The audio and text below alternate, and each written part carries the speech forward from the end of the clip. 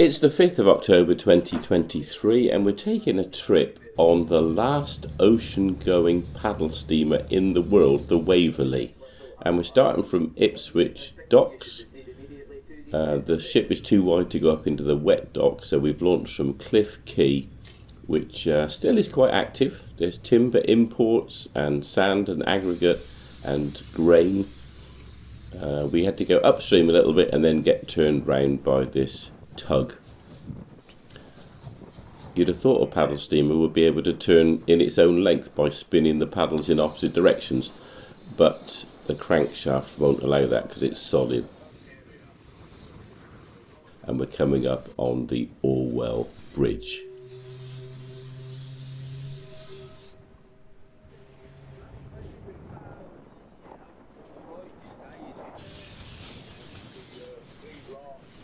On the right hand side there is Suffolk Food Hall. If you've never been there, I recommend that to you. And there's about 700 passengers on board today. That's the mudflats on the Clacton side, and somebody's digging some bait. And we saw lots of cormorants. I thought they were quite solitary birds, but we saw some quite big packs of them. Wolverston Marina. Cost of living crisis doesn't appear to have bitten here too savagely. And then on down, leaving the bridge far behind. Not many people have seen it from this angle. And then we've arrived at Pin Mill, and that's the Butt and Oyster. And if you've never been to that pub, it's another one I recommend to you wholeheartedly. Levington Marina on the opposite side, and then across the Trimley Flats we can see the port of Felixstowe. We passed some interesting shipping. This is a sort of a Thames barge affair, and then up to Felixstowe, which is the biggest container port in terms of tonnage in the whole country. This person was interested in us. Shotley on the other side, Shotley Marina with a lock closed basin, and there we go past some of the cranes and the docks of Felixstowe. Looking across towards Harwich, there's the famous church, which is a very conspicuous landmark, and look at all these lightships for repair or decommission. Evergreen, that's one of the biggest ships in the world. They own the biggest container ship of all. And there's another place to go, Landguard viewing area, with a lovely little cafe, and you can walk on down the beach. Hello Honfleur, nice looking boat. And that's Sealand, which has a very famous, infamous history. You could look that one up, and if you don't know about it, you'll be surprised. So we're inside now, having a look at the power. It's got 2,000 horsepower, this beastie, and it can power the ship along at 21 miles an hour. It wasn't going full speed, but it's quite impressive.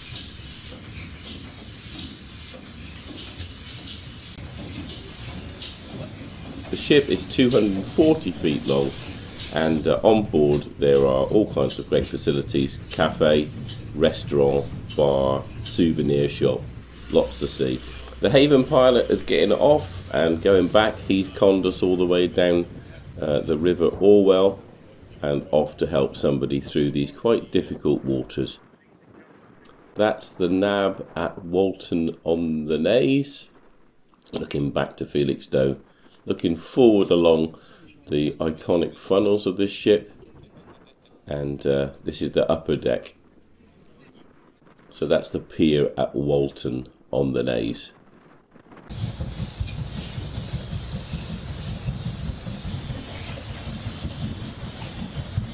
Another Thames barge making a very picturesque sight as it heads out towards the wind farm.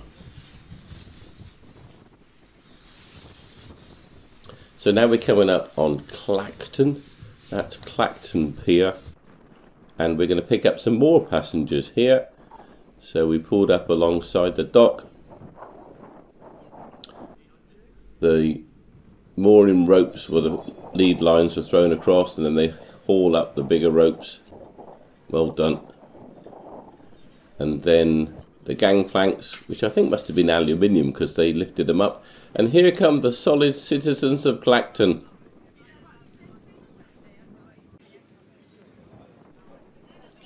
And another few hundred people on board. Might see some famous people. That's Phil and Jonathan.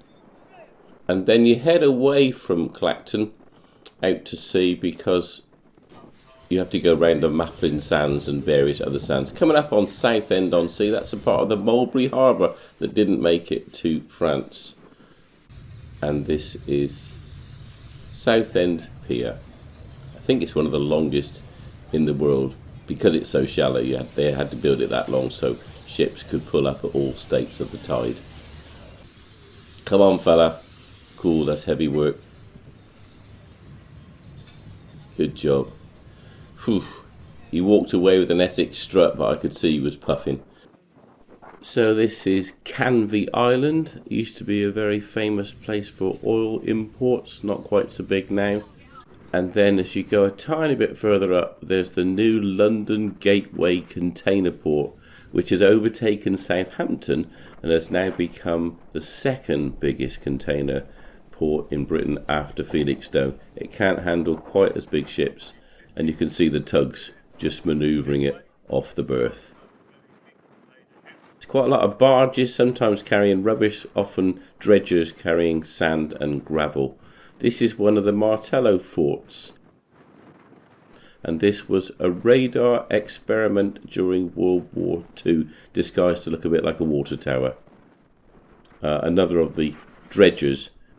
This is the Gravesend to Tilbury passenger ferry. Get your bike on there as well. And coming up behind it is the pilot who's going to come on board and navigate us up through the quite tricky waters of the Thames. Here he is coming up onto the bridge to take over from our captain. There's another shallow water dredger there, and everybody's up on deck now because there's so much to see. There's famous Phil and Jonathan again. North Fleet ferry terminal. Quite a lot of shipping. Tilbury dock, which has largely been overtaken by London Gateway, but it's still the smaller ships come up here.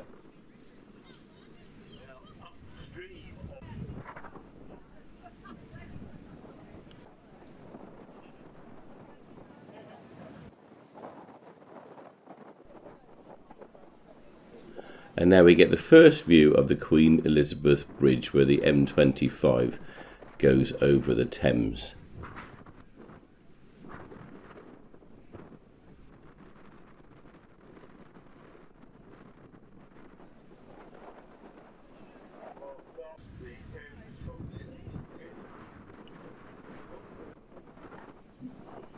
That's the southbound carriageway of the M25 London orbital motorway.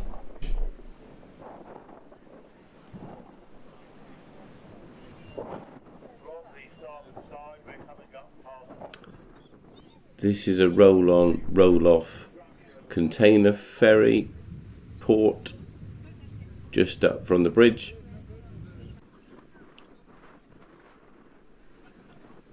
I just like the texture of these.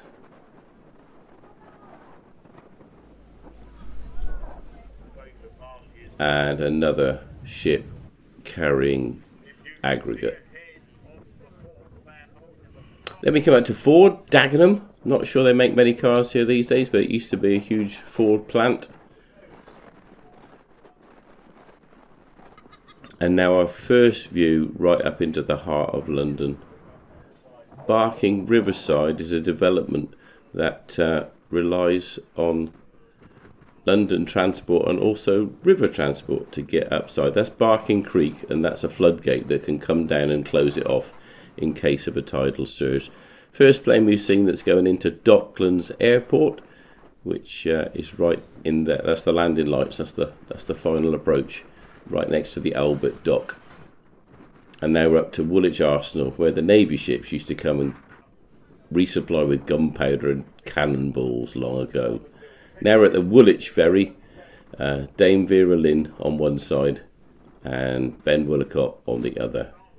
And then we're approaching Silvertown on the northern bank, which is Tate and Lyle's big dock. Again, I don't think it's so much used now as it was. Here we come, Thames barrier. This lock gates will come up from the river floor and block a tidal surge from the North Sea and stop London getting flooded, hopefully. It's an impressive bit of engineering. And then Riverscape, another of these developments which relies on the river taxis to offer people a very quick trip up into the centre of London. That's its own little private dock. They're building a lot of houses here. Pretty much the first place you can tie up your yacht. There's some moorings since Southend, and now we're coming up towards the O2, and this is the cable car that goes across the river. At that point, tremendous trip if you're not scared of heights. And here used to be the Millennium Dome, rebranded as the O2, and at this point the river does a 180, it goes right back on itself. There's a platform up there, look, with people on it. You can book a trip and walk right up over the top. Lots of new development here. And I like this, is the old buildings looks like a Georgian fronted, and then you pull back and show that they've left those, but behind them is all the development of Canary Wharf. And the reason there's that big hole in the O2 is because there is the ventilation shaft for the Blackwall Tunnel. I didn't know that till they told us on the commentary. Further up into London, that's one of the old power stations. There used to be loads of them, but that's pretty much the only one left. Battersea was like that, but much bigger. And then on round the corner, seeing Canary Wharf from all angles, because the river does another great big loop around. And here we are at Greenwich Royal Observatory on the hill, and as we go through the centre line of this architecture, you go from east to west through the zero meridian, from which latitude is measured for the whole world. There's the Cutty Sark. If you've ever done the London Marathon, you are pleased to run past that because you've done about a quarter of the trip. And you can see the Shard in the distance.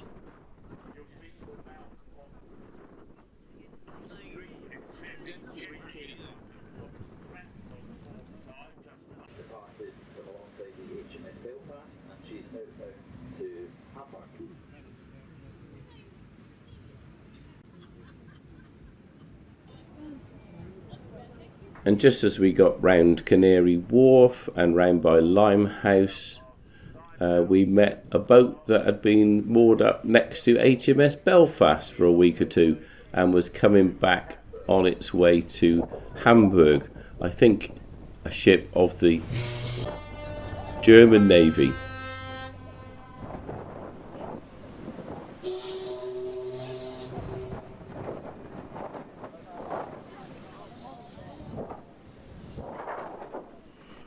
There's another ventilation shaft, that's for the Rotherhithe Tunnel, and that's the one on the south side of the river.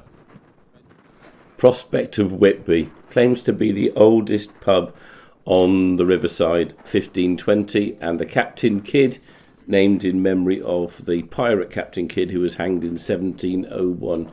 The police came out from their little dock and showed some interest in our boat and came alongside. Quite an interesting little job, I'd have thought, river police in London.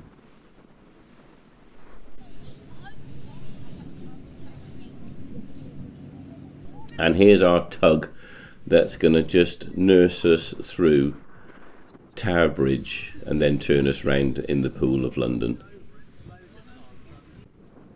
A little stack of barges on the northern side.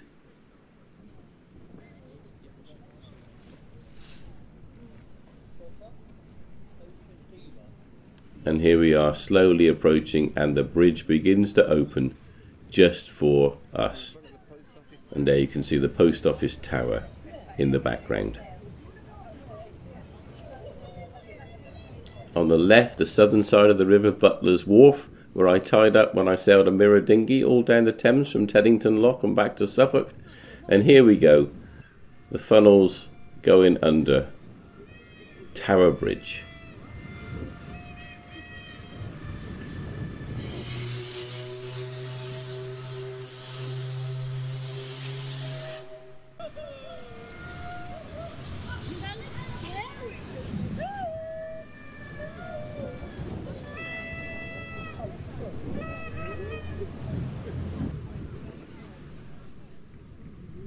The bridge closes behind us. They didn't waste any time with that because it was about 6 o'clock at night, so it was London rush hour, and they were very keen to get it closed up again so that the people could start streaming across the bridge and the traffic flowing again.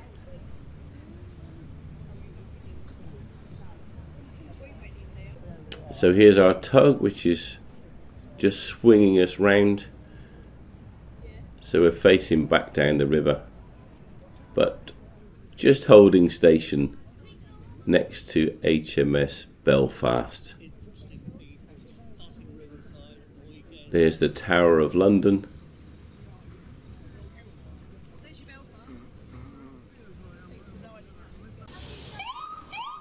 Police are still showing an interest.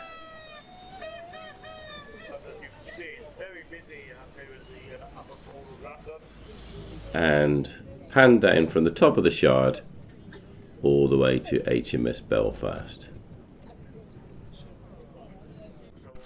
So that's as far as anybody can get up the river really, because the next one up is London Bridge, which doesn't open and doesn't have a lot of clearance, so you need to be a low-level boat if you're going to go any further up the Thames. That's Monument, which was built to mark the starting place of the Fire of London. They would call that one the walkie-talkie, I think. That used to be the headquarters of the Greater London Council when Ken Livingstone was in charge.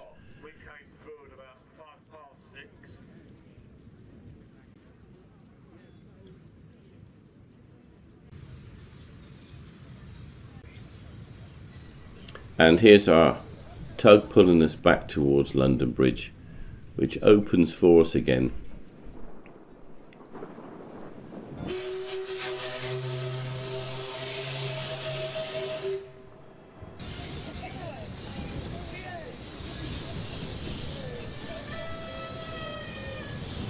The light is beginning to fade.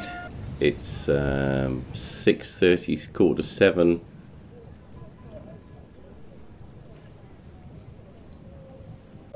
They look like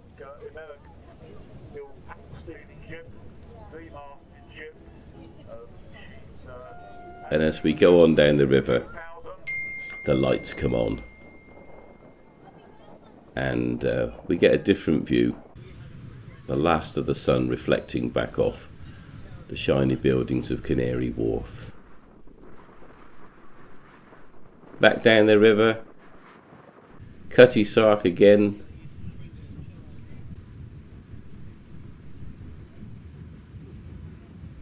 Back past the O2. Under the cable car.